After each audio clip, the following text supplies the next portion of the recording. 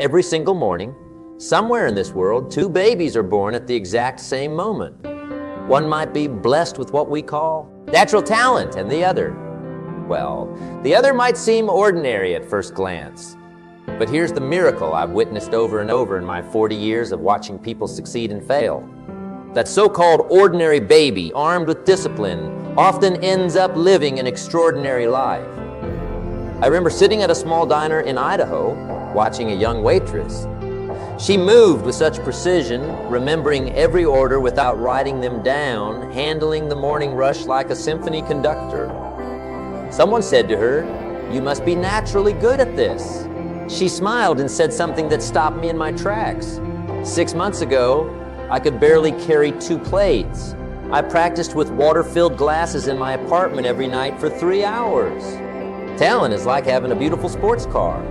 Pretty to look at, nice to show off, but utterly useless without gas in the tank. And discipline is the gas station that never closes. It's open 24/7, ready to fuel your journey, rain or shine, whether you feel like stopping by or not. Most people, they spend their lives admiring the sports cars. They point at others and say, "If only I had their talent." But they're missing the fundamental truth that's been staring us in the face since the beginning of time. Discipline is the great equalizer. It's the force that turns average into exceptional, dreams into reality. Talent without discipline is like having $1 million in a bank account you can't access. What good does it do you? But discipline is different. It's like having a penny that doubles every day. It seems small at first, almost insignificant, but give it 30 days and watch what happens. The beautiful thing about discipline is that it doesn't play favorites. It doesn't care where you were born, what your last name is, or how many natural gifts you think you're missing. Discipline only asks one question. Are you willing to show up today? And then tomorrow? And then the day after that? The most successful people I've met have in common. It's not talent. It's not intelligence. It's not even luck. It's their unwavering commitment to doing what needs to be done, especially when they don't feel like doing it. That's discipline in its purest form. And the thing about discipline that most people don't understand, it's not about perfection. It's about progression. It's about being a little better today than you were yesterday, because while talent might give you a head start, discipline ensures you finish the race. I believe we're standing at the edge of something remarkable here. We're about to explore why the most talented people don't always win, and why the most disciplined people rarely lose. Because in the end, discipline isn't just about beating talent. It's about becoming the person who deserves success. Talent.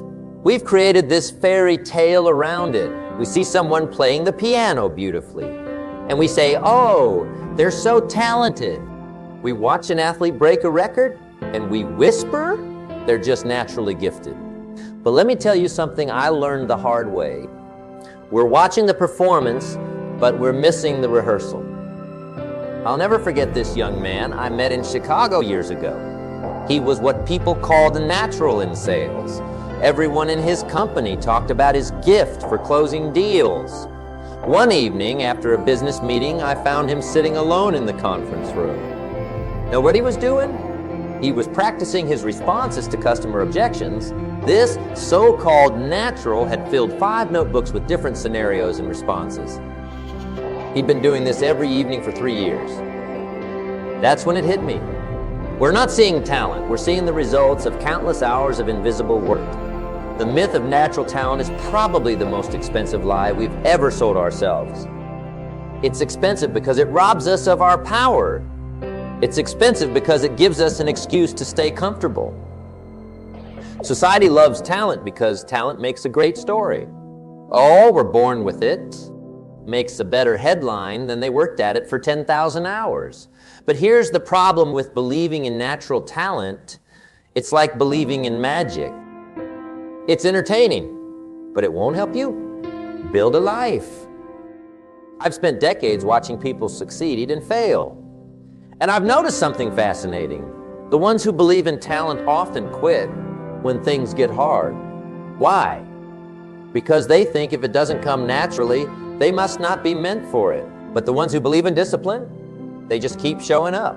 They understand that mastery isn't inherited, it's earned. Let me share something with you that changed my perspective forever. I used to think some people were just born organized, born punctual, born successful. Then I started looking closer. You know what I found? The most organized person I knew spent 30 minutes every evening planning the next day. The most punctual, they had a system where they set every clock 10 minutes fast. The most successful, they worked when others watched TV. Talent has an expiration date. Without discipline, talent spoils like milk left out in the sun. I've seen incredibly talented people hit their ceiling because they relied on their natural abilities.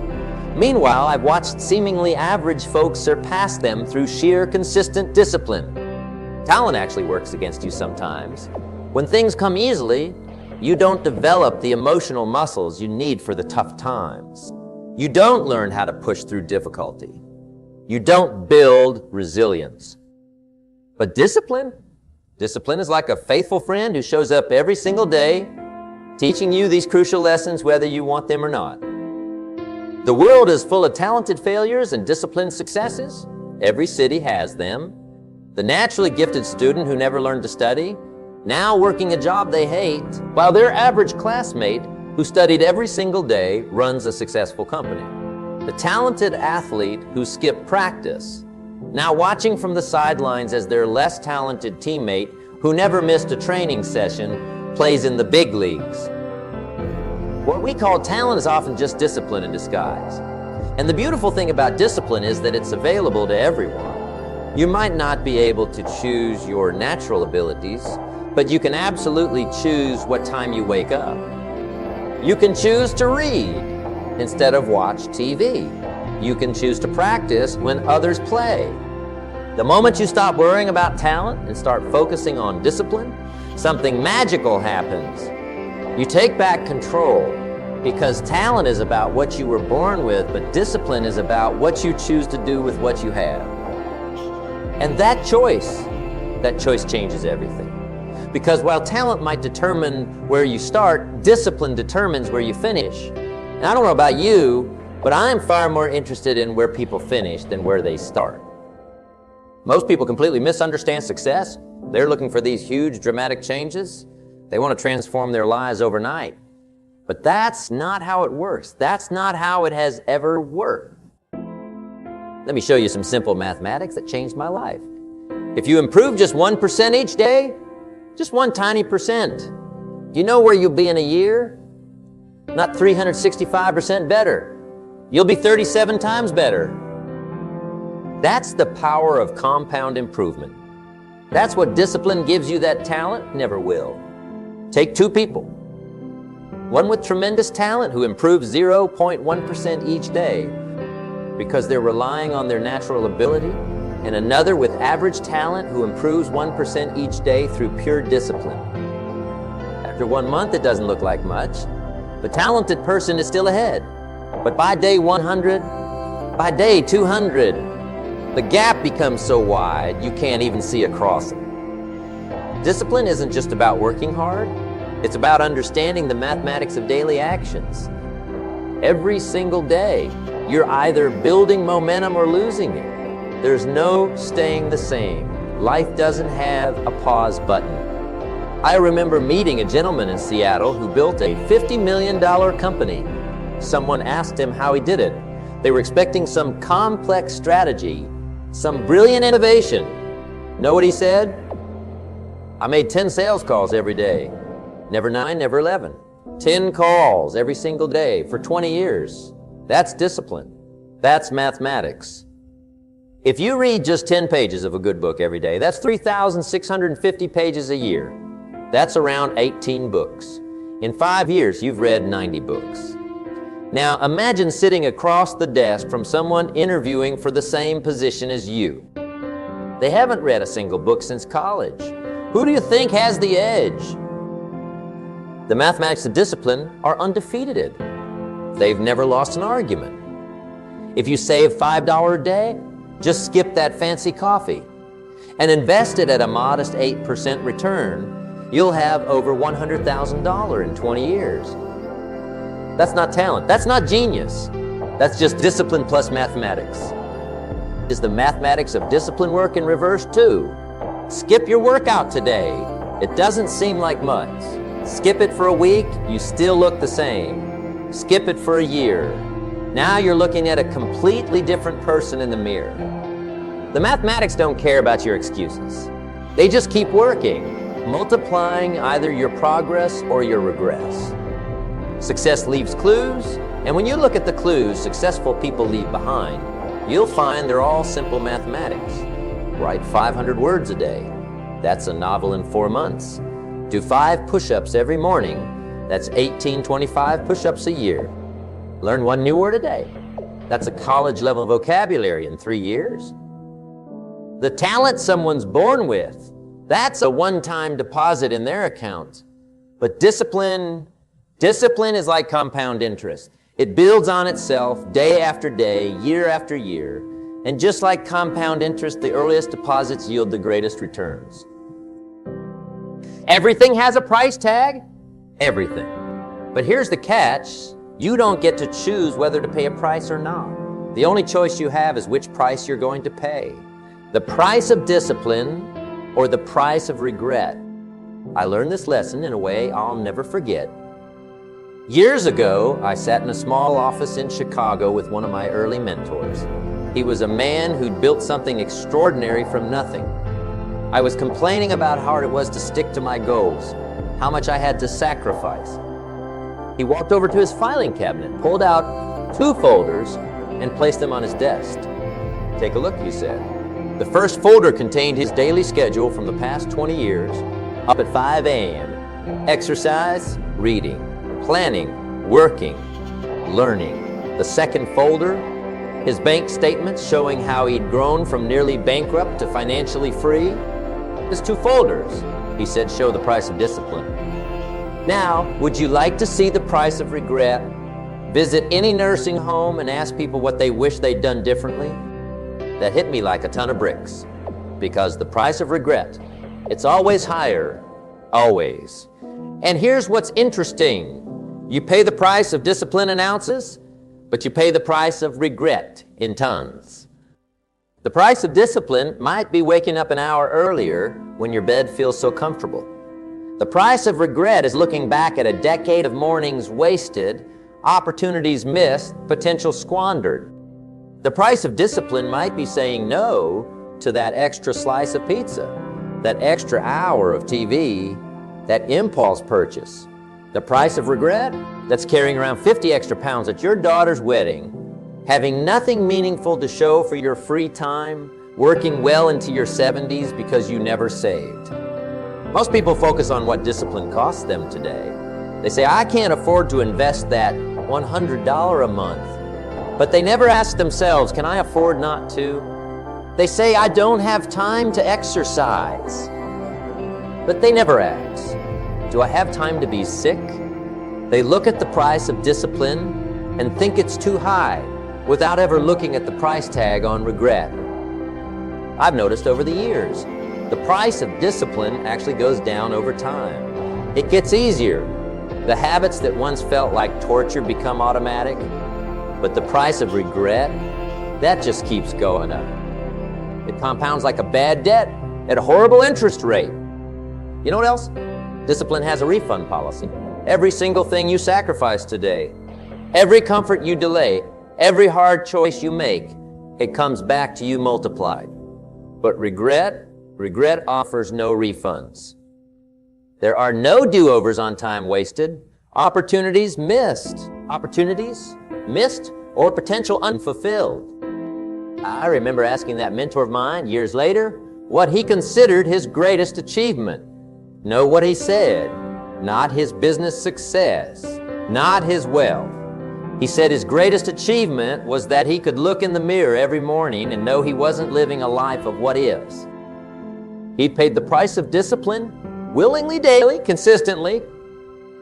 You can't pay them both. Every time you choose to pay the price of discipline, you're automatically avoiding the price of regret. Every time you choose comfort over growth, you're choosing to pay the price of regret later. 20 years from now, you will surely arrive. The question is, where? Two people stand at the exact same starting point today. One pays the price of discipline. The other pays the price of regret. In 20 years, they're living in two completely different worlds.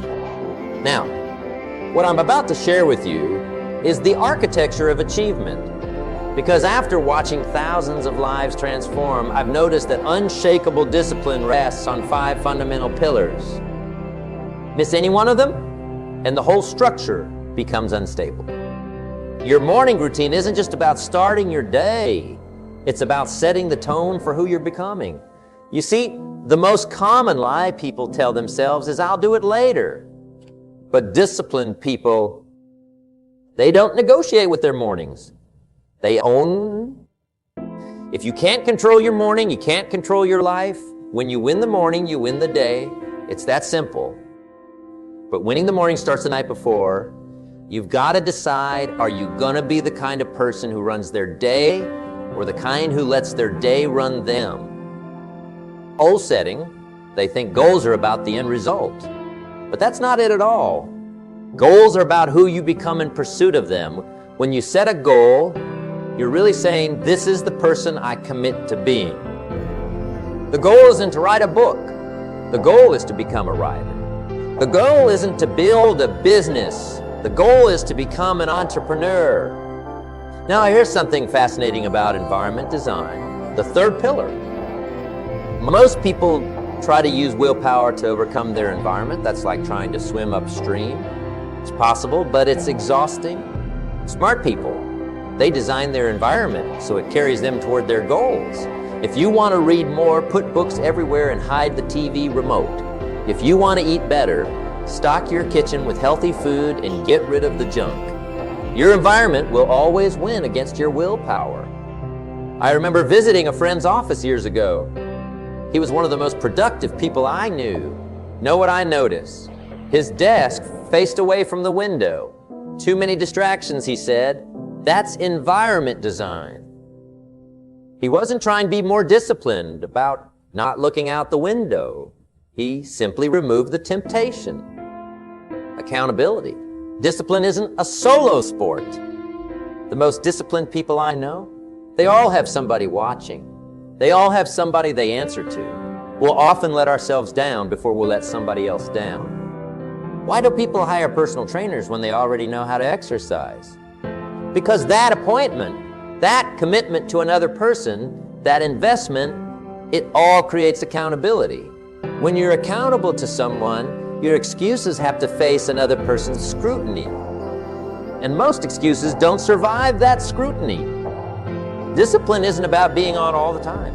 It's about being on at the right time. The most disciplined people I know, they're also the best at resting because they understand that recovery isn't a break from discipline. It is discipline. It's like chopping wood. You can't just keep swinging the axe. At some point, you've got to sharpen it. That's what recovery does. It sharpens your axe. But here's the key. Recovery has to be planned, not random. It's not about collapsing on the couch when you're exhausted.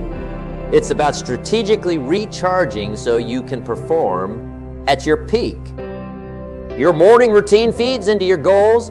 Your goals determine how you design your environment. Your environment supports your accountability, and your accountability ensures you maintain your recovery practices. Miss one, and the whole structure becomes wobbly.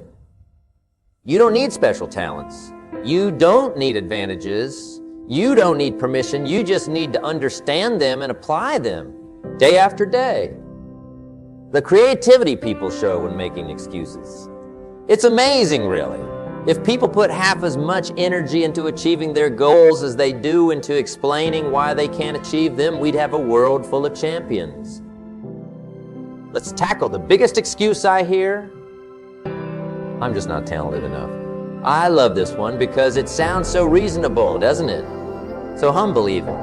But let me tell you something powerful. Talent is the excuse used by the uncommitted to explain away others' success. That's all it is. It's a permission slip people write themselves to stay comfortable. When someone says, I'm not talented enough, what they're really saying is, I'm not willing to put in the work required. Because here's the truth, success doesn't know talent from hard work. Success only knows results. And results come from actions, not out abilities. The grand champion of all excuses, I don't have time. This one makes me smile because everyone gets the same 24 hours. Nobody gets more, nobody gets less. The difference is what they do with it. I remember meeting a young mother who was working full-time, raising 3 kids, and building a business on the side. Someone asked her how she found the time. She said, something I'll never forget. You don't find time? She was right. Time isn't lost, it's spent. And just like money, you can spend it poorly or invest it wisely. Time not about management, it's about priorities. When someone says they don't have time, what they really mean is this isn't a priority for me. And that's fine, but let's be honest about it. Let's not pretend the time isn't there. Everyone has gaps in their day. Everyone has moments they waste. The average person spends over 2 hours on social media every day. That's 730 hours a year. Think about that. That's enough time to learn a language, write a book, or build a business. But instead, most people scroll through other people's highlights, then say they don't have time to create their own. Another excuse I hear often is, I'm waiting for the right time. Let me tell you something about timing. It's never right, never. The conditions are never perfect. The stars never align. Successful people, they start anyway. They understand that the right time is a myth. The only time that matters is now. And then there's my personal favorite. It's too hard. Well, of course it's hard. If it were easy, everyone would do it. The question isn't whether it's hard. The question is whether it's worth it. And here's something interesting about hard things. They tend to get easier with practice. But you gotta practice. Every excuse has an antidote. For I'm not talented enough. The antidote is consistent practice. For I don't have time, it's ruthless prioritization. For I'm waiting for the right time, it's starting now. For it's too hard, it's starting small, but starting anyway. The truth about excuses is that they're like a warm blanket, comfortable, but restricting. They keep you cozy, but they also keep you stuck. And at some point, you've got to decide what's more important, your comfort or your growth. You know what separates dreamers from achievers? A system, pure and simple. And after decades of watching people transform their lives, I've discovered something powerful.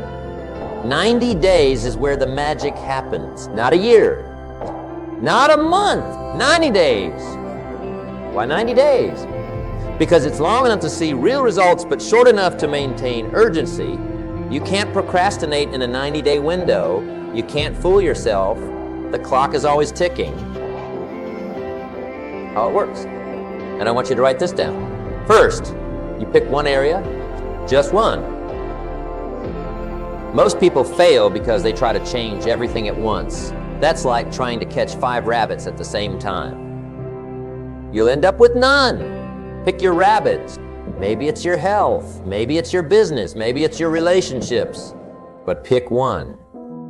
Then you define what winning looks like in numbers, not vague goals like get better or improve. Numbers. If it's health, how many pounds? If it's business, how many sales? If it's relationships, how many meaningful conversations per week? Numbers don't lie. They don't have emotions. They just tell you where you stand. What's fascinating about the 90-day framework? The first 30 days are about establishing the foundation. Most people quit here because they don't see results.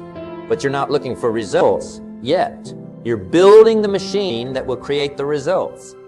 The second 30 days, that's where momentum starts building. The habits that felt impossible in the first month start feeling natural. You're not fighting yourself anymore, you're flowing. The final 30 days, that's where the transformation becomes visible. That's where people start asking, what's different about you?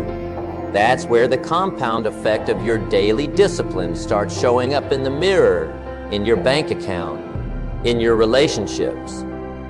I remember working with a gentleman who decided to transform his health. Know what he did? He took a picture every single day for 90 days. Same time, same place, same pose. The first 30 days, barely any change. Day 60? Small changes. Day 90? He couldn't believe it was the same person. Neither could anyone else. You've got to measure. What gets measured gets managed. If you're not measuring, you're just guessing. And guessing is not a strategy. Keep a log. Write it down. Track your numbers. Not because the numbers matter more than the journey, but because the numbers tell you if your journey is heading in the right direction. Right now, in this moment, something powerful is happening. You're making a decision.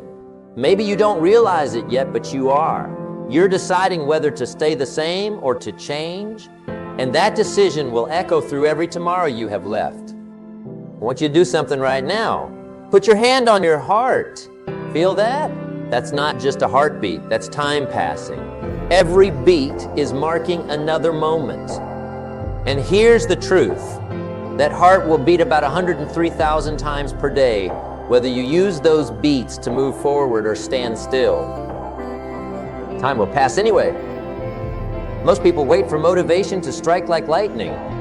But disciplined people, they understand that motivation is a result, not a cause.